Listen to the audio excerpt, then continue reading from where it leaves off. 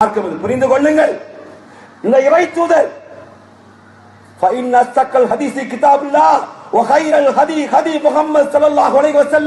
வார்த்தைகளில் சிறந்தது அல்லாஹ்வின் வார்த்தை, கலாச்சாரத்தை சிறந்தது இந்த அல்லாஹ்வுடைய தூதருடைய கலாச்சாரம் என்று சொன்னான்.